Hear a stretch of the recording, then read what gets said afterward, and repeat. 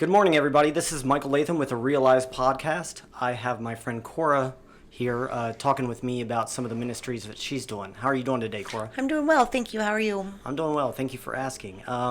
So why don't you introduce yourself a little bit and let everybody know what you're up to? I'm Cora Greenwood. I'm the sales manager and client relations manager for Decadence Productions.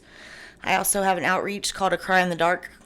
We have a Facebook page. We go out and help hopeless and homeless people, anyone in distress, with food, clothing, prayer, compassion, anything they need, including trying to reach resources. I actually started that ministry when I was pretty much homeless and hopeless myself. I lost everything. My journey started long before that. When I was a kid, I was really big into faith. I went to church, did everything by the book, per se, religious-wise. And when I was 16, my grandfather that raised me passed away, and I gave up on everything. So I got in the wrong side of the tracks. I learned my lessons the hard way. I ended up being with an older gentleman at 17. I ran straight into the arms of the devil, pretty much, that began to mentally abuse me first, and then physically abuse me, rape me, and drowning me as well. I was pregnant with my daughter at 17, and that didn't stop the abuse by any means. And I delivered her stillborn on June 26, 1999, after 9 hours in labor, a dead baby from domestic violence. So I am absolutely dead set on saving other lives, whether it be this event or in my own journey with my ministry. Yeah, I'm really, awestruck at the strength that you have, surviving all that. That's a lot to go through, and, it seems just meeting you over the past week, you've turned out to be a really good, kind, and caring person. And usually that's not the case with people who go through that. Usually they turn bitter and cold. So, I'm definitely glad to have you on the podcast. I'm glad to help you get your message out there.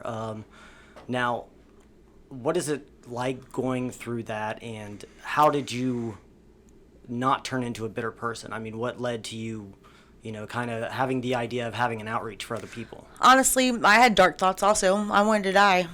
I got to the point where I didn't care. Nobody else cared. My family and friends had no way of helping me, or didn't know how to help me, I guess you could say. So I pretty much called out to God. That's what I did. And I said, now or never, man. I don't care. I just want to be with my child. And soon after, a stranger saved my life. She offered me a safe place to stay. And I still didn't do things right after that. I held grudges, and I held my forgiveness for other people. I blamed everyone else also. But at the age of 33, my life started falling apart again.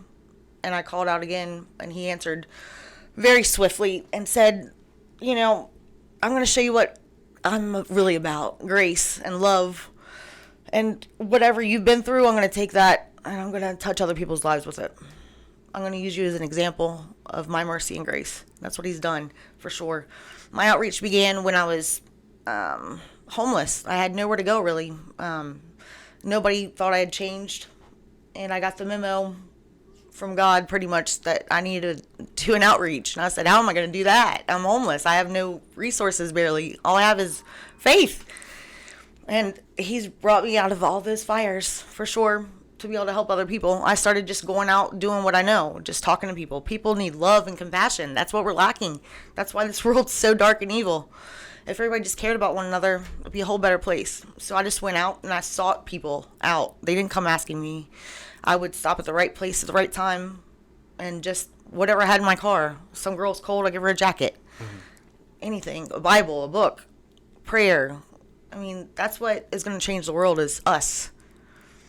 Yeah, so. Yeah. I really think that, going out of your way, it just takes sometimes as little as a good morning, or, hey, how are you doing?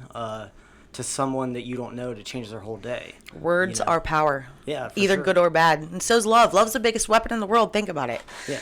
People do terrible things in the name of love. And they also can do amazing things in the name of love. And love doesn't see color. It doesn't see your tax bracket. It doesn't matter what you have. You can't buy it. We all know that. Money doesn't do happiness. Yeah.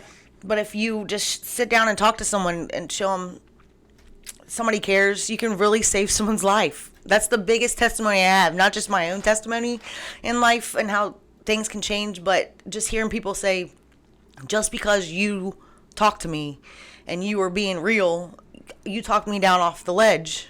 And that's amazing for me. That's plenty enough. So it makes me keep moving forward with my ministry, even if I have to do it alone. Well, it seems like you have a lot of people who are interested. It also seems like you're building a team. So why don't you tell us a little bit about how you see your ministry going in the future and where you would like to go? Well, I definitely know for sure I'll have a book. You and I have already discussed working on a screenplay.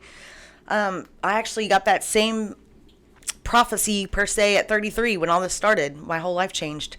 That this was going to be something and it was going to touch many lives. Like, all my pain was for a purpose. Mm-hmm. I guess you can kind of say God appoints certain people to struggles, and it's not, nobody will ever go through life without trials and tribulations. But you just got to hold on to the right thing. We always try to fill it with the wrong thing. Mm-hmm. So my plan is to get as many donations and other people that feel the same way together to work together and go help the helpless. I'm working on an event for the veterans also in distress. I noticed a lot of my street ministry, I've noticed a lot of our military people are on the street. And people think, well, they just want to be like that. No, they just don't trust anyone. So we need to go help them. Go out to the dark places and tell people that there is love, that you have a chance. So I fully believe that within the next year, this is going to blow up tremendously. And just by me being fervent in God and my faith, it's contagious. Love is contagious. So I know it's going to build and build. We're definitely working on a YouTube channel for inspiration also. I'm trying to do any kind of media outlet whatsoever to get the true word of God out. Because God is love. God doesn't want us to suffer. We're living in the devil's world, man. Bottom line, if it doesn't matter if you're Christian or not, you could stop what you're doing right now and look around, outside or anything. Nobody cares about each other. Yeah. All over the news is depressing. We already know it's bad. Let's have some good news. Yeah. So as far as how people can reach out to you, do you have the address for your Facebook, or what social media can people use? I'm on Twitter, Instagram under Cora Greenwood, and also you can go on A Cry in the Dark Ministries on Facebook. Also tinycora@outlook.com. You can email. My contact information's on my webpage or on my Facebook page. I offer 24/7. I don't care who you are. Some people just need somebody to talk to them. That's it. Yeah. Male or female, it doesn't matter. Everybody needs somebody, man. So I'm determined to be that somebody. And I know that everybody else can do the same. So I'm more than welcome to have you guys come on board. Because this is not easy to do by myself. But with God's grace and mercy, it'll continue. So is there anything else you want to talk about as far as, your experiences or, your future hopes and goals? I just wanted to let everyone know that you can turn any pain into purpose. I've been broken. I've been molested. I've been beaten. I've been abandoned. I've been through all that. So I truly know where that comes from. And sometimes God takes you out of a fire to put you back in to pull others out. So anybody out there, if you're feeling desperate or sad or alone or hopeless, there is hope. There is hope. You just got to have that little mustard seed of faith. And God always puts somebody in your path that can guide you. And I will be more than willing to help anyone. I just wonder who else is willing to do that. Who else can step up to the plate? Where's our men of courage at? We're meant to be courageous and help one another, not hate one another. Let's rise up. We can do it together. So I'm looking for people that want to get involved. I'll have all my information listed. Let's jump on board. Step out the boat, Peter. And let's do amazing things. We can change the world. There's power in numbers. Right now, we're the underdog, the people that are in poverty and in despair. But if we all came together and help one another, that's what church is. Church isn't for the people that think they're good. Church is for the broken. That's what we're supposed to be, the church, to bring people in love and compassion. Then if you just love God and love your neighbor, the rest of the 10 Commandments are easy. If you love someone, you don't kill them. You know, if you care about someone, you wouldn't steal from them. Drugs, all that can be totally taken out of your life. I know for a fact. I can prove 2 times I've done rehab with people with no drugs. All I did was lock them down for 3 days and do compassion, prayer, love, meditation, and pampered them and just gave them hope. Cut them off from the outside world that brought them into that. And in 3 days, they rose. Sounds kind of familiar. Yeah, definitely. Now, I know there's a lot of people out there who could definitely use your help. And you and I had talked about maybe like a shelter or a drug rehab in the future. Is that something that you're interested in? Absolutely. There are some resources I have with some rehabs, but my plan is to get a building and to get a rehab and a shelter for those people that really are trying to change, that want to be better, that just need somebody to care. And the best way to do any program like that is honestly have the people that's been there. They've been broken, to work and show, like, look, I came from this to this, man. I can jump in the hole with you. I'll show you the way out, you know? So it's pretty simple. It's way simpler than people think. All you got to do is take that first step. First step's always the hardest. But if we all step towards the same goal, we can accomplish this. So my plans are to get a building. One way or another, it's going to happen. And do church like it's supposed to be. God's not religion. That's the separation. God's almighty. We can't put him in a box. So I'm here to show who God really is. And it's love. Let's love each other. We can change the world, man. Cincinnati, we're the heartbeat of America, right? Yeah. Let's start having that heartbeat again. We need some revival. Now, I know you're talking about getting your 501c3. Tell us a little bit about that. Yeah, the 501c3 is a nonprofit, tax-exempt thing where we can accept donations and give out to the public. So I'm looking into getting that, as well as a business license also, so I can help other charities as well. And now you've tried to partner up with other people, but they've kind of shut you down as far as the message that you want to put out there? Yeah, I've had plenty of people come to me and have all the answers for me, like they have a 501c3 available or whatever, and I always get stipulations that I can't bring God into it, and I just don't want to be involved with something like that, because honestly, no person saved me. God is the only reason I made it out of it, and that's true. And when I can stand here now at 38 years old and look back at my life, before I saw sadness and just despair and abandonment, but now I can look back and see God's grace was in all that. Like, I should be dead. That dude drowned me, man. He drowned me a few times. He beat me. He was a 6'1" boxer. I'm 5 foot and 110 pounds soaking wet back then. I mean, I should be dead. But for some reason, God woke me up every time. Get up, get up. Like, God speaks to us all day if we just stop and just look around. I have plenty of proof of it. I've been the woman at the well. God waited on me. I've been the woman with the blood disorder that just the touch of his hem of his garment saved my life. I've been Job. That's for sure. I know a lot of us are living Job right now. We feel a little bit of Joby. But I've also turned into some David, you know? Mm-hmm. I got Goliath, but I got these stones, my faith. And he said, not by my might, but God's. Mm-hmm. Yeah, definitely if there's anybody out there who is having a difficult struggle, Cora and I know what you're going through. I mean, life is not easy by any means, like she said. We all have our struggles and our trials. Just, don't give up. Just reach out to someone. And, if they can't help, reach out to us.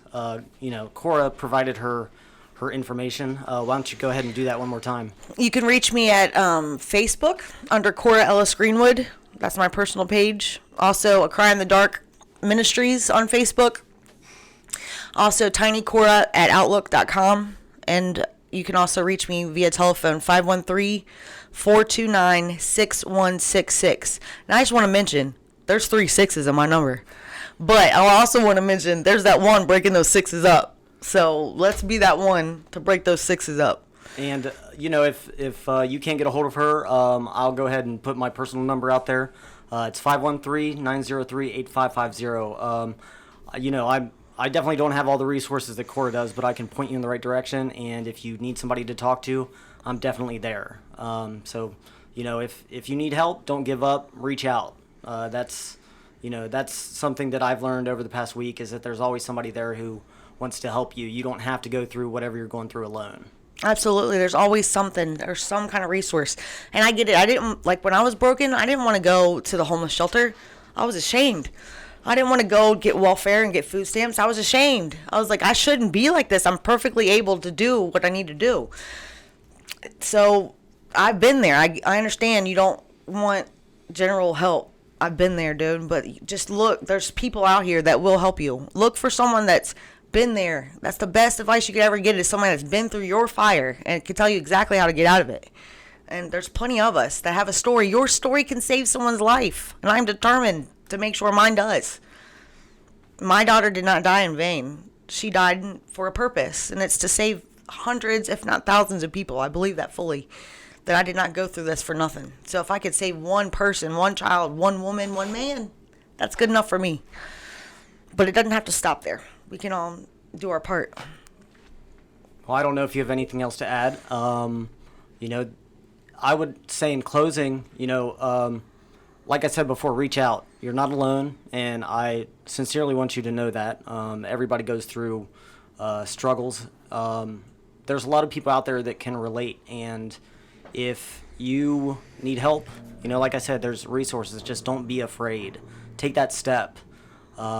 That step could change your life, and you could, like Cora said, you could help inspire other people. And I think that's really what life is about, is leaving the world a better place when you're gone, and inspiring other people to help other people.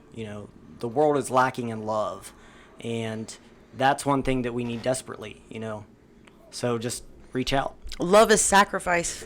Absolutely. I want to challenge everyone. Let's do a little friendly dare, okay? The world makes it look like God don't exist. So I want to challenge you. Let me show you. I could show you through just my story and what I've been through that God does exist. I'll put my story on the line, my personal business on the line, just to prove that God does exist. Because He's here. He just wants you to stop and ask Him. That's what free will blocks us, man. We stop and we want to fix everything on our own. But obviously, we all should know that doing stuff on our own, we slip and fall and fail. We all fall short. Everyone. It doesn't matter where you're at in life. We all have problems. We can never get perfect. But God will meet you wherever you're at. That's what Jesus died for. Jesus died on the cross because we couldn't do it. But He rose. He defeated death, hell, and the grave. He wants to call you out of your grave. He's calling you. All you got to do is listen and accept. So I challenge anyone, contact me. I'll prove it. I'll meet you. We can talk over the phone, however you want to do it. But I can prove God does exist. And you are worth it. You are loved. You are needed. Don't ever think anything less. The devil does the mind traps. The devil's a liar. He's the God of confusion and chaos. And I like to listen to the voice of truth. And the voice of truth is telling you something totally different. No matter what the world says or anybody else says, that's not who you are. You are who God says you are. Well, I want to thank everybody for tuning in. I want to thank my guest today, Cora Greenwood. Thank you. You're welcome. This is the Real Lives Podcast.